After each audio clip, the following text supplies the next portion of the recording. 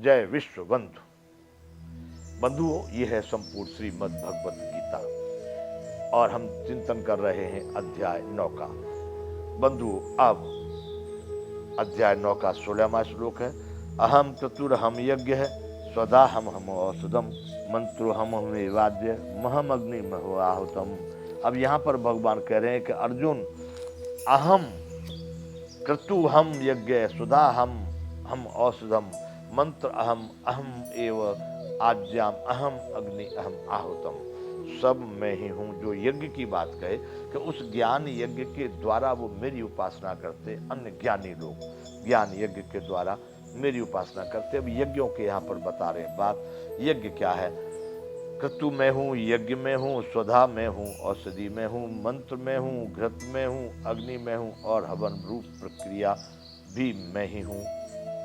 अब जो यज्ञ जो किया जा रहा है, चाहे वो ज्ञान यज्ञ, जप यज्ञ, तप यज्ञ, द्रव्य यज्ञ, श्रम यज्ञ, जितने भी यज्ञ हैं, भगवान वहां पर कहने जा रहे हैं कि अहम क्रतु अहम यज्ञ है सुधा अहम औषधम। मैं ही क्रतु हूँ, मैं ही यज्ञ हूँ, मैं ही सुधा हूँ, मैं ही औषध हूँ, मंत्र भी मैं ही हूँ और आज्यम मैं ही हूँ,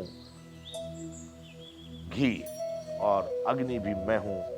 हे अर्जुन, आहुति रूप क्रिया भी मैं ही हूं।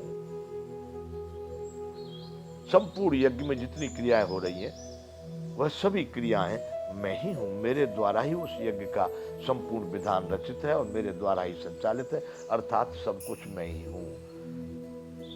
क्रतु में हूं, यज्ञ में हूं, सुधा में हूं, औषधि में हूं, मंत्र में हूं, घृत में हूं, अग्नि में हूं और हवन रूप क्रिया भी मैं ही हूं। जो हवन हो रहा है वह भी मैं ही हूं। तस्मात् सर्वगतं मृत नित्यम यज्ञ प्रतिष्ठितम। संपूर्ण में रमने वाला वह परमात्मा सदैव यज्ञ में प्रतिष्ठित है। बंधु, ऐसा पहले कह चुके हैं। अब अध्याय 9 का श्लोक संख्या है 17 है। पिता हमस्य जगतो माता धाता पितामह वेद्यम पवित्रम ओंकार ऋक्षाम यजुरेव च। पिता हम, हे अर्जुन, इस संपूर्ण जगत का धाता अर्थात धारण करने वाला एवं कर्मों के फल को देने वाला पिता माता पितामह जानने योग्य पवित्र ओंकार तथा ऋग्वेद सामवेद और यजुर्वेद भी मैं ही हूँ।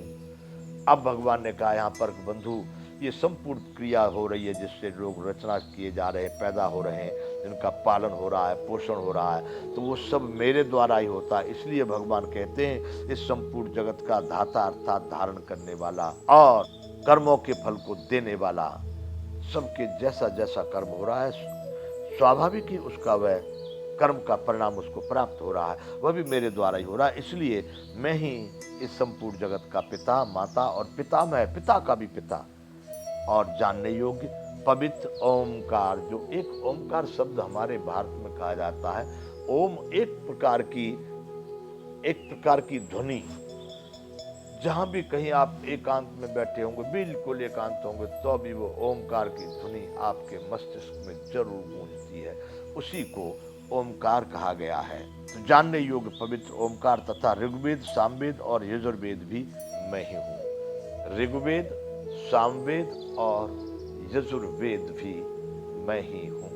भगवान ने अर्जुन से ये कहा कि पवित्र ओमकार, वेदों में ओमकार का वर्णन है, अतः ऋग्वेद सामवेद और यजुर्वेद भी मैं ही हूँ।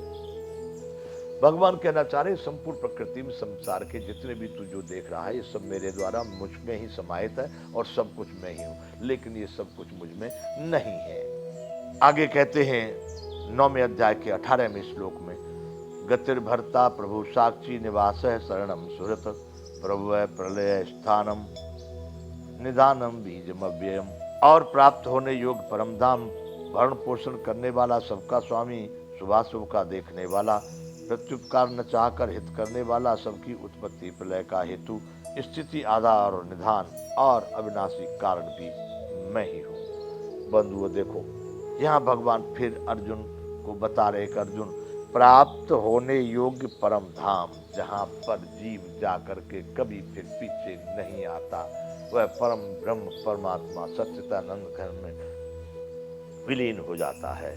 भगवान कह रहे कि प्राप्त होने योग्य परम धाम, भरण पोषण करने वाला, सबका स्वामी, भरण पोषण करने वाला, यानी एक बहुत सूक्ष्म से सूक्ष्म जीव से लेकर बड़े तक सबका भरण पोषण करने वाला और सबका स्वामी मालिक भी मैं ही हूँ। शुभ और शुभ का देखने वाला, क्या हो रहा है तुम बंधु जो विचार भी करते हो, शुभ करते हो या अशुभ करते हो, उसको भी वह देख रहा है।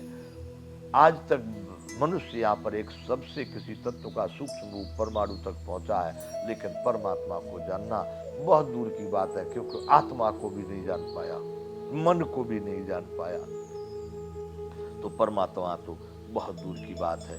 तो इसलिए वो कह रहे हैं कि शुभ और अशुभ का देखने वाला, प्रत्युपकार न चाहकर भी हित करने वाला।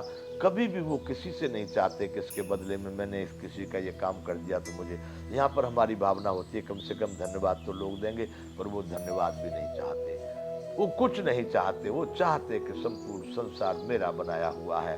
सर्वे भवन्तु सुखिनः सर्वे सन्तु निरामया सर्वे भद्राणि पश्यन्तु मा कश्चित् दुःखभाग् भवेत्।